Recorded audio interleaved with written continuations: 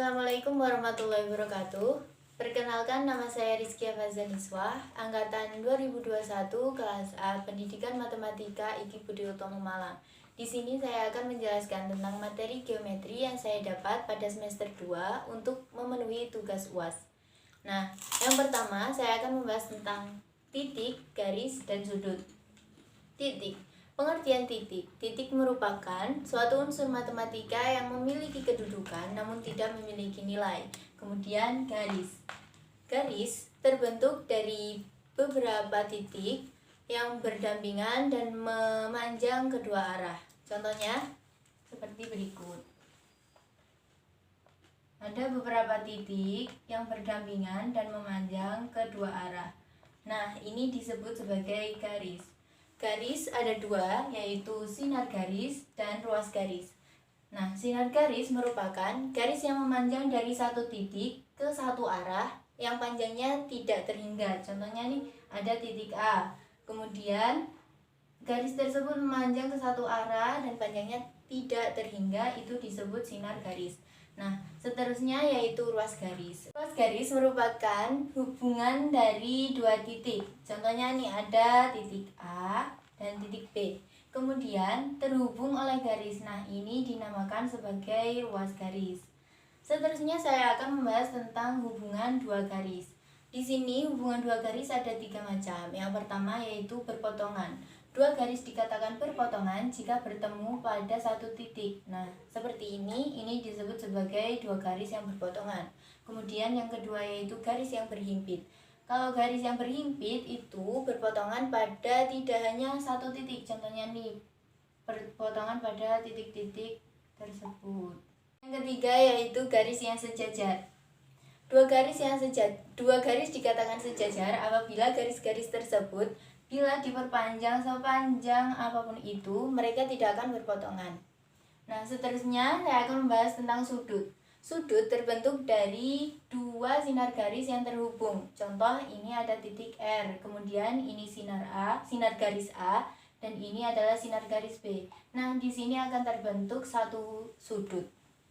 Berikut adalah macam-macam sudut. Yang pertama yaitu sudut siku-siku. Sudut siku-siku memiliki besar sudut 90 derajat. Kemudian ada sudut tumpul yang besarnya lebih besar dari 90 derajat.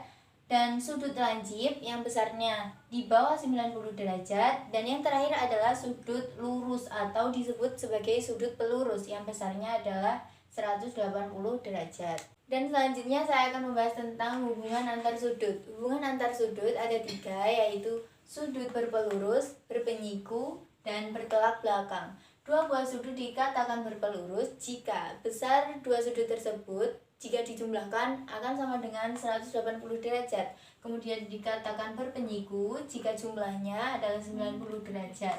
Dan dikatakan bertolak belakang jika mereka posisinya seperti sudut A dan sudut C.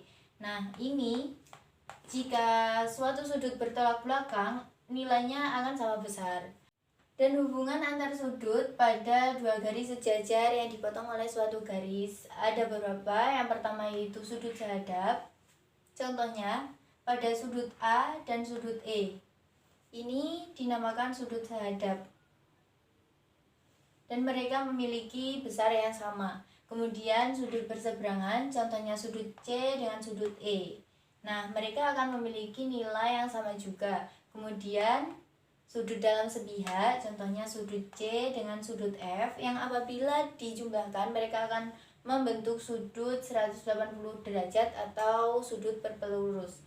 Dan juga yang terakhir adalah sudut luar sepihak, contohnya sudut A dengan sudut H. Mereka juga akan bernilai 180 derajat jika dijumlahkan. Kemudian saya akan menjelaskan tentang materi yang kedua, yaitu kongruensi dua segitiga. Di sini ada beberapa aksioma yang bisa kita pakai. Yang pertama yaitu sisi, sisi, dan sisi. Yang kedua adalah sisi, sudut, sisi. Dan yang ketiga adalah aksioma sudut, sisi, sudut. Nah, ini contoh penerapannya ya. Di sini terdapat dua segitiga, yaitu segitiga PRQ dan segitiga TRS.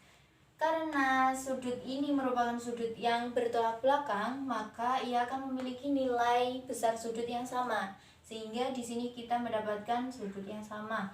Nah, dan kemudian ini adalah diagonal dari bangun persegi panjang, maka nilai TR dan PR adalah sama.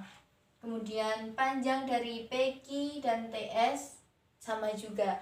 Nah, maka dari itu kita bisa mengatakan bahwa segitiga PRQ dan TRS merupakan segitiga yang kongruen dengan menggunakan aksioma sisi sudut sisi. Dan seterusnya, materi yang ketiga yaitu kongruen dan sebangun. Suatu bangun dikatakan sebangun dengan syarat berikut. Yang pertama yaitu harus memiliki sudut yang sama. Sudut yang bersesuaian itu harus sama besar. Dan yang kedua adalah memiliki perbandingan sisi yang bersesuaian itu senilai. Nah, seterusnya adalah syarat suatu bangun dikatakan kongruen. Itu yang pertama harus memiliki sudut yang bersesuaian harus sama besar dan harus memiliki panjang sisi yang bersesuaian sama besar juga.